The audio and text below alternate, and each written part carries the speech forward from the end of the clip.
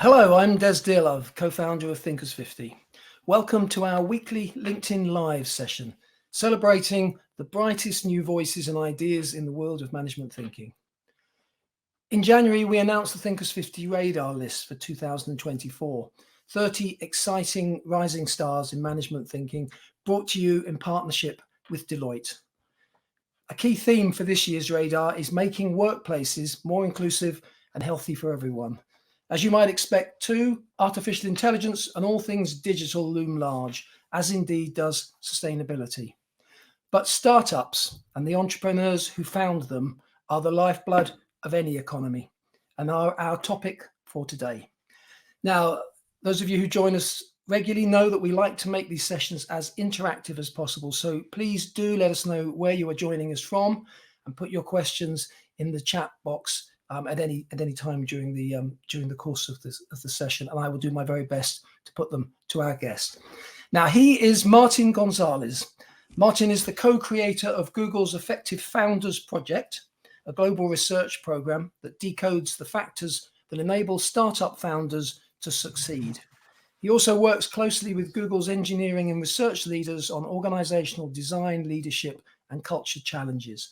Martin is a frequent lecturer at Stanford, Wharton, and INSEAD, and has advised leaders on 4 continents.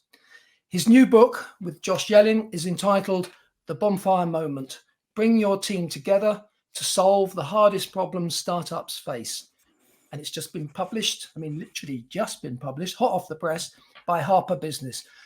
Martin, welcome. It's so good to be here, Daz. Thank you for having me. And congratulations on making the Thinkers50 Radar List, and big congratulations on the book. Thank you. It's been such an honor to be part of this list. Well, and the book literally is hot off the press. I'm right in saying it's just come That's out. right. Yeah. It just pub day was yesterday, so we're in the thick of things. Yeah. Very, very cool. Great title for a book, The Bonfire Moment. Where does that come from?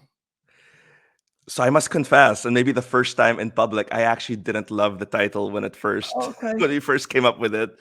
And then over time, we scoured the universe for title options, and I realized actually this could be a really good one.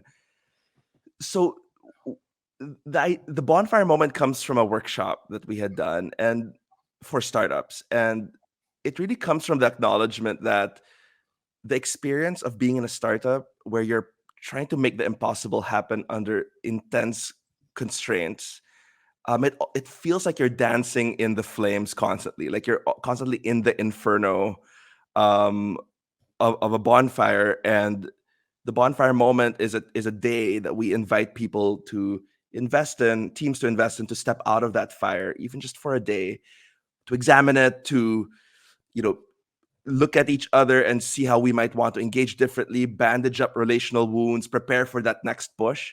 And crucially, it's a bonfire moment and not a campfire moment. Like the experience of this one day is not one of the warm and fuzzies. It's actually a pretty intense, oftentimes very uncomfortable day that we structure for teams. Okay, well, we'll get into some of that and why it might be uncomfortable. But I want to take you just back a step, because I mentioned the Effective Founders Project.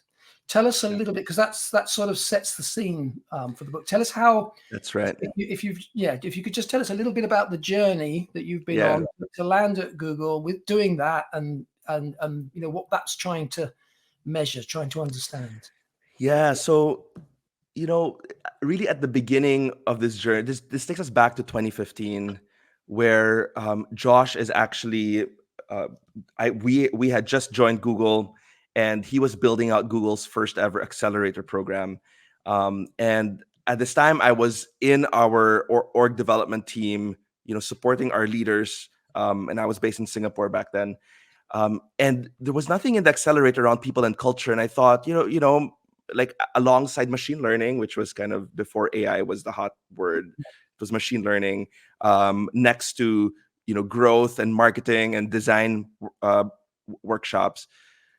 I told Josh, like, hey, let me do some of the research and let's see if we should integrate some additional stuff here. And I came across this really classic study from Harvard and McKinsey researchers that surveyed VCs and asked them of the companies that had failed recently in your portfolio, what were the top reasons for failure? And the study showed that 65% of those failed startups failed because of people-related problems. It was co-founder conflict. It was a poorly set up senior leadership team. It was fights about strategy and pivoting and spending cash.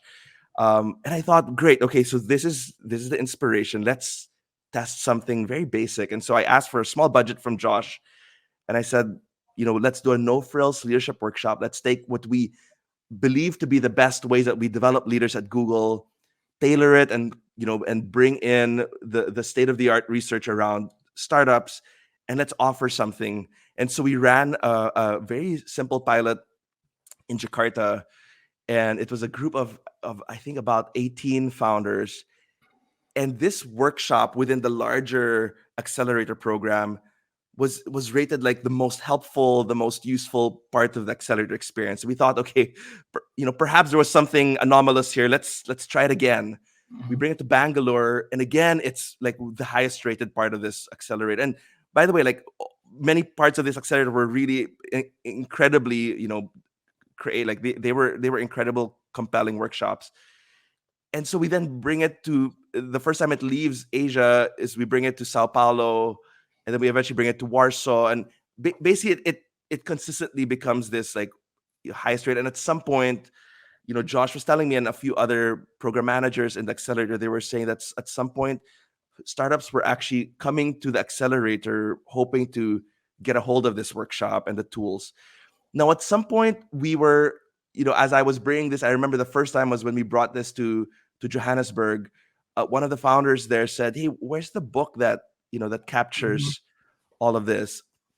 And at that point, this was maybe about 5-6 years ago. There was nothing.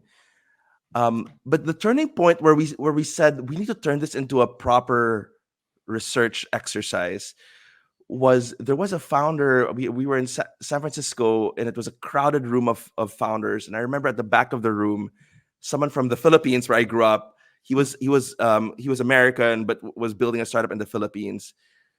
In that session, we were talking about how Google thinks about its culture and what it does.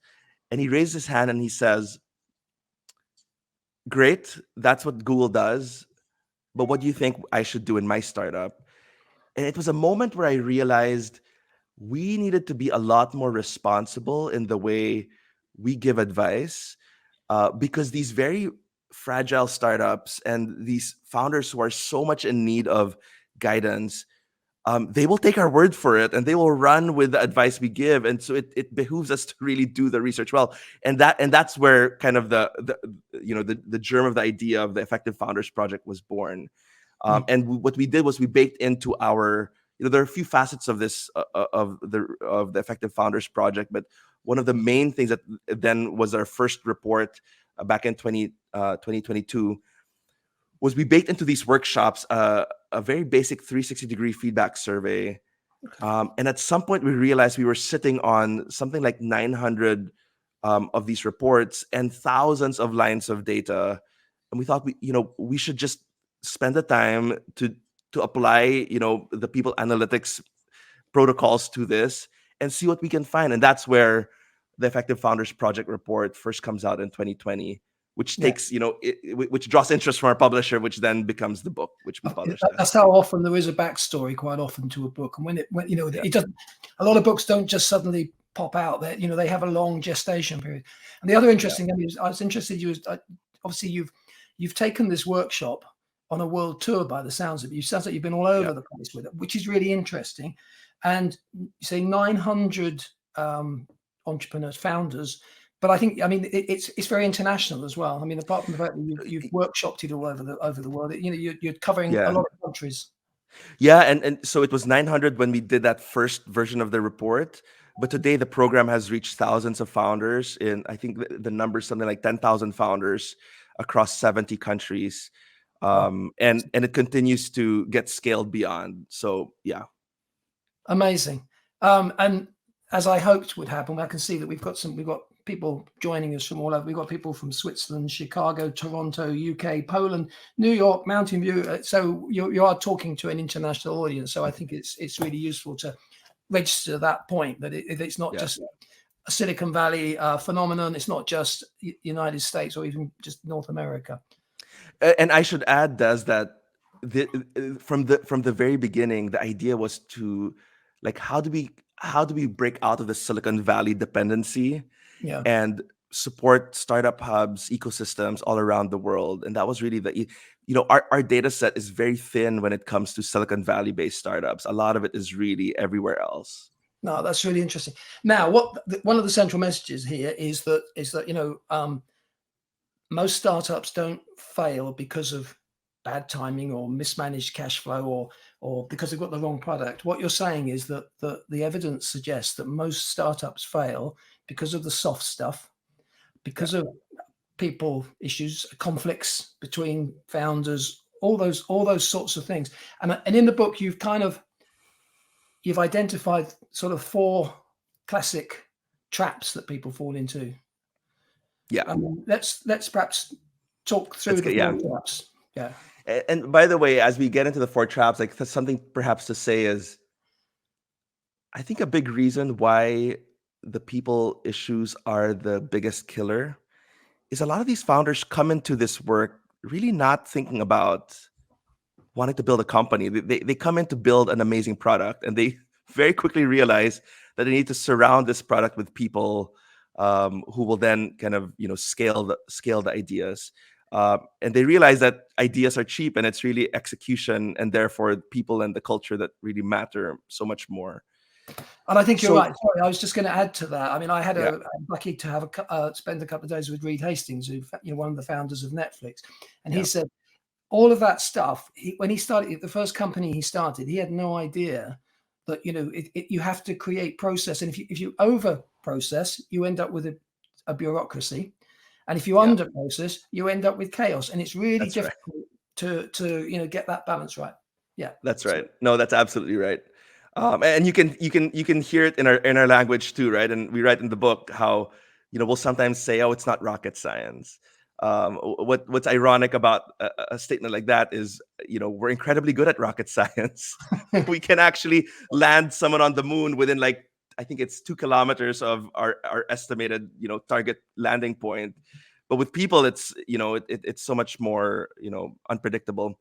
So we in the book we try to summarize for folks. We start by saying, look, like, the journey of starting a company. And by the way, like, if you were in an innovation team within a larger company, this also very much applies. That journey is not simple. It's not, you can't easily put it into a formula.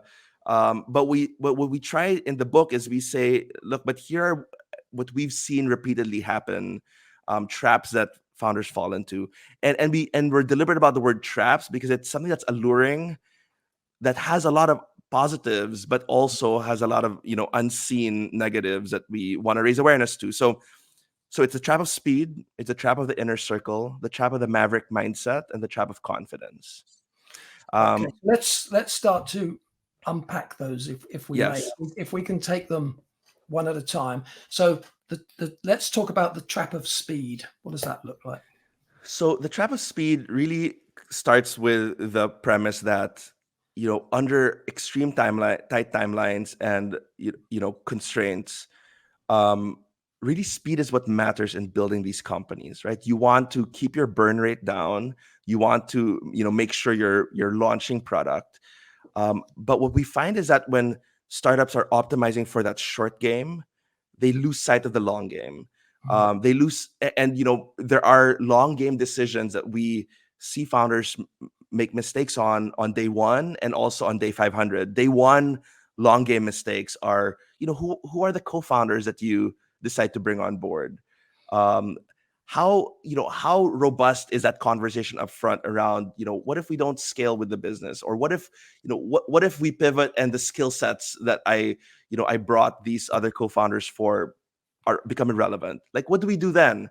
How do we split equity? And by the way, like, the biggest issue in these early days is founders who are very inexperienced and who avoid the uncomfortable conversation split equity equally.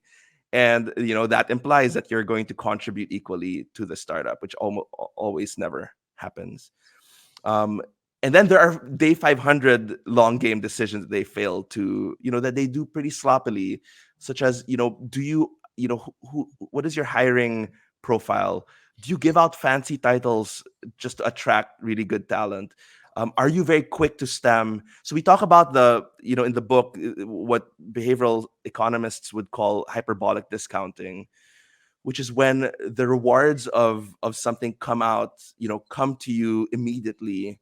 We tend to be really good at valuing those benefits. When the benefits come at a much later date, we somehow apply a discount factor. We push it out, but we push it out not just because we're procrastinating, but inherently we see it as slightly less valuable. And so we help through the book, leaders really make sure that you are, we're not asking them to spend all their time on the long game, but you want to spend, some amounts of time really thinking about that long game. What you're saying, so basically the sort of the quick wins are where people are focused in terms of, we want to see results next week rather than let's lay the foundation for, even better results in 2 years' time or 3 years' time.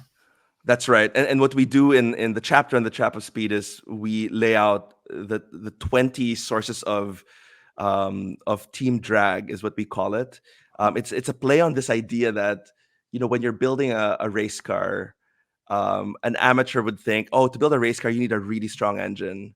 But actually, the people who actually build race cars realize that you need a strong engine, but you also need aerodynamics, because speed creates drag, and drag will in turn reduce your speed. And so you need to think about what are those decisions early on that will create drag down the line as as your startup heats up. And can you give us an example? What typically are the kind of the big drag factors, the dragons? Yeah, a few of my favorites in that list. We talk about the invisible founder, and how like you need to agree up front who's going to be the face of the work to the public. And so we've heard stories of people who get invited by TechCrunch or by some media outfit, and it's one person that they want to interview. Like, who will that person be? We talk about, like, how do we want to spend our cash? Are we interested in lavish kind of office spaces, or do we build this scrappily as long as we can? If the startup needs to proceed without one of the co-founders, like, what is a fair way to go about that conversation? It's all these many things around how do you onboard people? What is the role of friendships outside of work? Do we expect people to work, part-time, full-time, all the time? Why are we building this startup? So it's a good list that we invite leaders to really look through and think about, in what ways are you starting to feel the trap of speed in your teams? Okay. So that's trap number one. I mean, I don't think, and you can tell me otherwise, but I don't think these are particularly in an order, but that, there are four of them and we are going to get through them. So the second one is the trap of the inner circle. How does that go? So the trap of the inner circle starts with the idea that when you have a pitch deck and a work ethic and really nothing else, no track record, no product, usually the people who are willing to go along with you are people who either love and know you, i.e. your friends, sometimes your family, or maybe a former collaborator who knows you really well. And what's interesting about the early formations of those types of teams with those origin stories is the cost of those relationships are extremely high, because not only do you have a professional relationship, but you also have a personal relationship. And so what we find, and this is kind of from research from Noam Wasserman, who was then in Harvard Business School, we then therefore see, teams therefore are less interested or less willing to have the tough conversations. And so these inner circles, while it's expedient to build teams using your inner circle, it actually is resistant to disagreement, to productive contention. And we talk about, actually, one of my favorite stories in that chapter is we talk about a character in the history books of computer science. His name is Bob Taylor. He was a lab manager in Xerox Spark. Xerox Spark is it's not well known these days, but in the late 70s and early 80s was probably one of the most prolific places for innovation. This is where you get the personal computer. This is where you get Apple's technology, Microsoft to some extent, Adobe, Pixar, 3Com. It was where innovation thrived. And he said the following. He said, "My job as the leader in this lab is to make sure that class 1 disagreements graduate to class 2 disagreements." And he talks about class 1 disagreements as really ultimately what you would call a straw man argument, which is, I hear your argument, Des. Let me represent your argument in the weakest form possible, making it easy for me to then refute it. And a class 2 disagreement is where Des is where you create a strongman argument, where I say, Des, here are the merits. Here's the best part of your argument.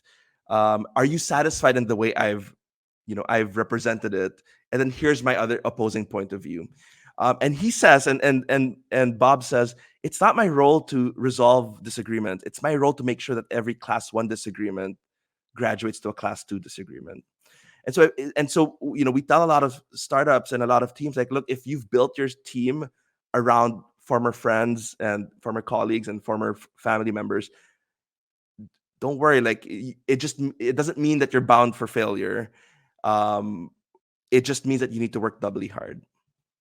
So that was trap number 2. Let's talk about trap number 3. Yeah. So the trap of the maverick mindset.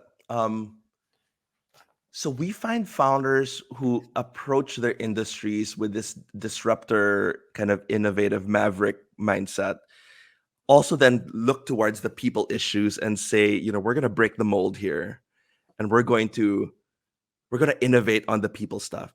And we want that. But we also want founders to recognize that technology is going to run faster than human evolution will.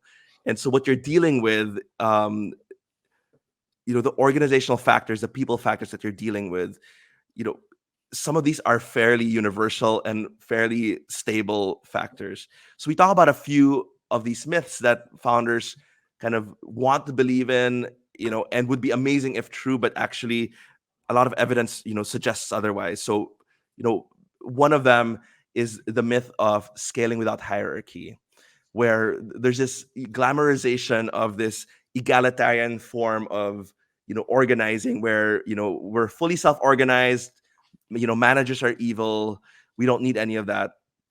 And there's interesting work out of Wharton by a researcher named Ronnie Nang, and he looks at gaming studios, and he looks at how adding a single layer of hierarchy, like, what does it do to, one, the creativity of the games that they publish, and to the commercial viability or the commercial success. And he discovers that adding one layer of management actually equates to, yes, 1% decline in originality and based on customer reviews. So it verifies the fear of a lot of these mavericks. But it for that 1% that declines, that you decline in originality through customer reviews, you gain a 14% kind of upside in terms of commercial success around sales.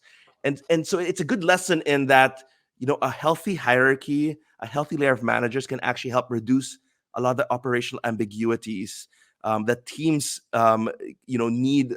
Teams need focus. They need to know what the priorities are for their little silo to be able to run fast and achieve these commercial goals. We talk about the myth of structural harmony, which is, as you scale, you will start to discover that there are conflicts within the team that are actually really healthy. And what that might mean is, sales and marketing are at odds with each other, or supply chain and marketing are at odds, or the hardware team and the software team can't agree on timelines. Some of those are actually built-in checks and balances within the organization. And, a more seasoned executive will actually see that as a really positive way of setting up the organization. And we don't want founders to approach this and think, oh, like, I had dreamt of building, the prized, culture, and now that I see these conflicts, like, is my culture going down the drain? And really, some of that you want structural, conflict to happen within your company. So those are a few, and there are 4 others that we talk about in that chapter. Okay, presumably too in this is sort of management processes, because again, founders sometimes think they can, with a startup, we don't need any of that stuff. Yeah, and the way, absolutely, the way we actually approach, and back to your comment on Reed Hastings, like, we talk about the myth of sustained heroics, and how founders who are, who own, who have a strong sense of ownership, but they also have a literal ownership in the company. Like, they will build a company based on heroic effort, and they demand that of their people, because that's how you get to great innovation. But they forget that when you rely on heroics, you create single point dependencies, and therefore single points of failure. And so you don't want that. You want to build in the right amount of systems, so you don't have chaos. I mean, the thing there too is, you to avoid, if everything's got to be heroic, then you're going to burn your people out quite quickly as well. You will burn your people out, and then beyond that, there's this dynamic that psychologists would call over-functioning and under-functioning dynamic. And what that looks like is, when you are an over-functioning team member, a few things happen. Your teammates begin to rely on you to be that over-functioning individual. They will then start to lean back on what maybe originally was their contribution, or their sense of ownership.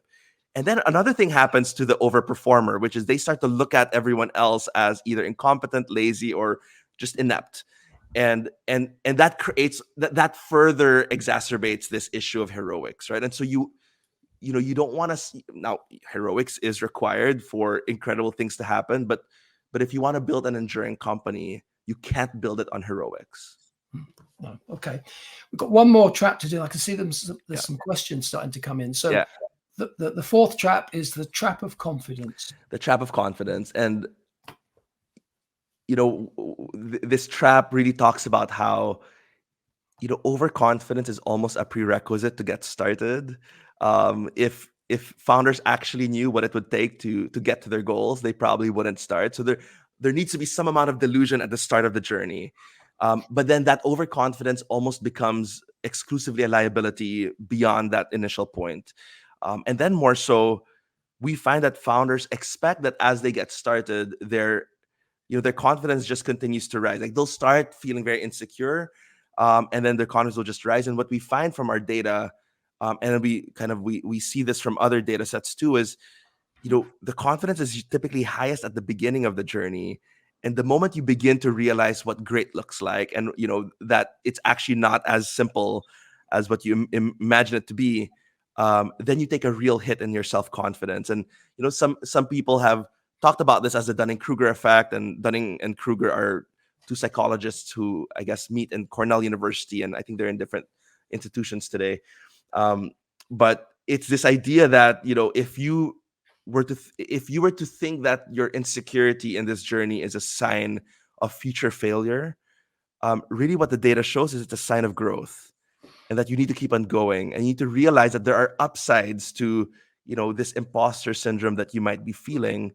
And this is well documented now in the literature. When you have when you're underconfident, we know that you will tend to prepare more, you will tend to ask for help more, and you will tend to not assume that people are receiving your product or service in the way that you imagine it to be, and so you'll be a lot more open to to customer feedback. So there's a lot of upside to this, and I think so far a lot of the zeitgeist around imposter syndrome and self-doubt and underconfidence is one of a negative frame, that we just need to overcome it, we need to get over ourselves. But in some ways you won't achieve that, but also you need to appreciate the value of that. You probably know that within the Thinkers 50 community and within the radar list, Bassam Matufik, who's done quite a lot of this research around That's right. saying exactly what you way you described it, that Yeah. actually we shouldn't necessarily always cast it as a negative. It's it can be very useful to be a bit more open to doubt and questioning, and it can make you more inclined to talk to other people and receive other people's perspectives. 100%. I think Basima's work is incredible. Yeah, very useful for the world. Okay, couple of, I mean, we're gonna get on talk about the solutions to these traps or what we can do through the workshop. But I've got a couple of questions here. People are very interested to know a little bit more about the key elements of a startup culture and how one might establish them. Is it something that I mean, this was one of the points that Reed made, was you're so busy getting on with the business that you don't sit down and even think really about creating a culture. Everybody to begin with is outward looking into the marketplace. Nobody is taking care of what's at home, if you get my metaphor. So at what point does culture evolve naturally, or is it something you have to actually say, right, we're going to build a culture now? Well, so one thing I tell founders is the founding team, the way the founding team operates really becomes the default setting, the default calibration of your team's culture. And so you need to get that initial team dynamic really right, because it just scales from there. And there's some really interesting research from Stanford, called the Stanford Emerging Companies, the Stanford Project on Emerging Companies, and they look at how there isn't actually one successful way to build a culture. They call them organizational blueprints. And there are gives and takes, right? So in that study, to summarize it in 30 seconds, there are 5 different archetypes or blueprints. Martin, you can have more than 30 seconds. You can have a whole. Okay, great. don't feel rushed, please don't. So they find that there are 5 very dominant ways that startups organize themselves. So there is the star organization, where you hire brilliant people, and you give them extreme amounts of independence, and it's purely self-managed. And then you have the commitment organization, where you optimize for cultural fit, and you find people who are going to be loyal to the company. And then you have like these autocratic kind of blueprints, etc. What was interesting about that study was they found that when you are working towards really big, ambitious goals, you will tend to organize in a star model type of way, where you're hiring incredible talent, perhaps not talent that is world class skills, but extreme amounts of potential. So brilliant people coming out of college, working on things that have never been built before. And what they find from that study is that kind of model, because they're working towards really difficult goals, the risk of them failing is pretty high, and therefore the risk of them reaching the IPO stage is pretty low. But when they do reach the IPO stage, their growth in market capitalization is outperforms all the other models. And then you take the commitment model, which optimizes for cultural fit and for people who want to stay long in these environments. And what they find is that these companies tend to be very stable, and the rate of them failing and closing shop is extremely low.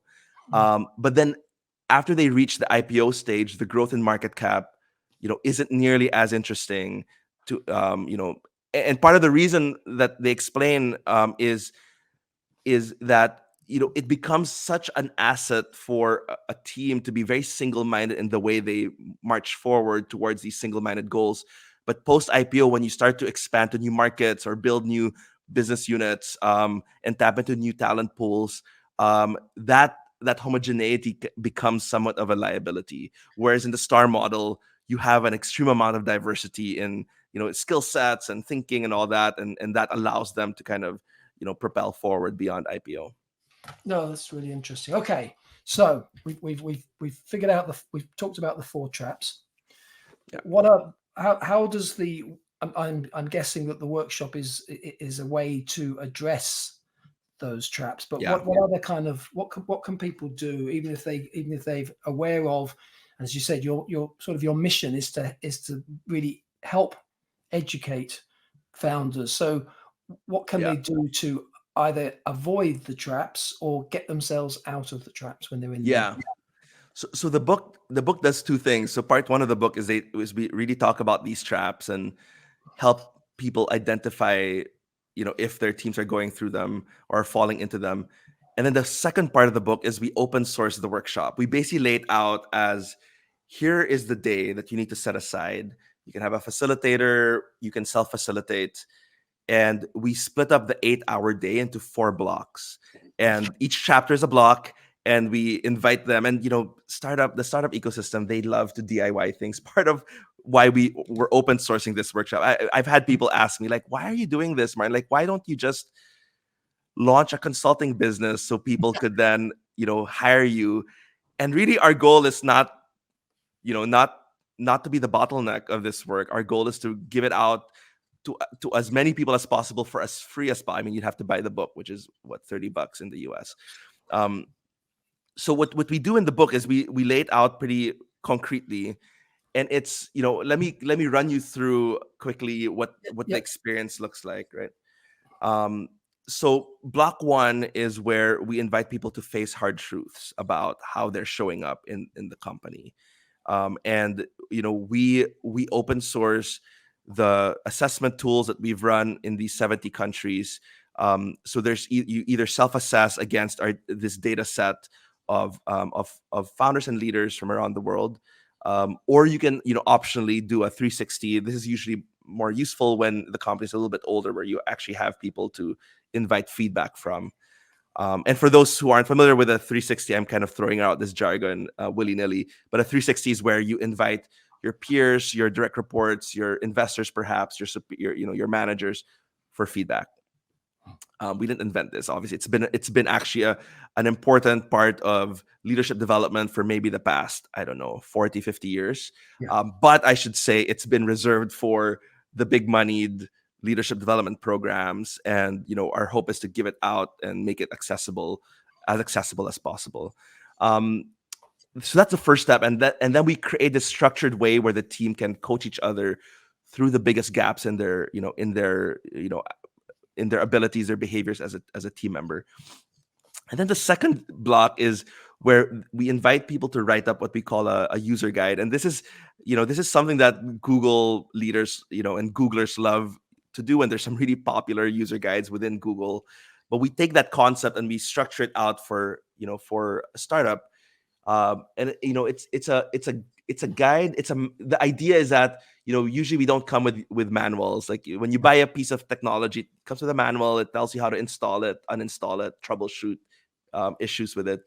So this is kind of the idea that let me come up with a manual that people can then help troubleshoot me using this manual. It asks questions such as, why are you here? What is the best way to give me feedback? How do I like to resolve conflict? And if we were to fail because of the team, like, what might be those reasons for it, and how do we anticipate some of that? So this is a manual. This is a user guide for team members. We're not talking about a user guide to the culture of the organization. Each of these user guides will be different because they go That's with right. your personality. Okay. So and I've had founders come up to me and say, hey, I don't agree with this idea of being used by my team. And I'm like, yeah, I agree. This is not a Machiavellian kind of, we are not merely a tool, but just think of the analogy as a way to kind of generously share with your teammates on how best to work with you. And then we arrive at the third block, which for me is the most vulnerable part of the experience. And we affectionately call it the bullshit circle. And the bullshit circle is where we invite people to reflect on the insecurities and self-doubts that they bring to the work. And then what are the masks? What are the coping mechanisms I use? What are my stress responses when I'm under extreme amounts of self-doubt? And we invite people to reflect on what we found to be 3 very common ways that founders or leaders and people really mask a lot of their self-doubt.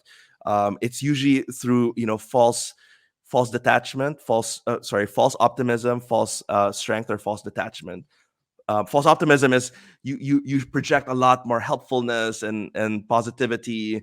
False strength is where you project a lot of your prestige, your achievements, your past successes as a way to get through some of these moments. And then finally, a false sense of detachment is where people react in these moments by being incognito or feeling trying to project calm and independence. And we invite founders to reflect on and leaders to reflect on which of these do you tend to what is the 1, 2, or 3 things that you tend to use. And it's a really vulnerable moment for folks.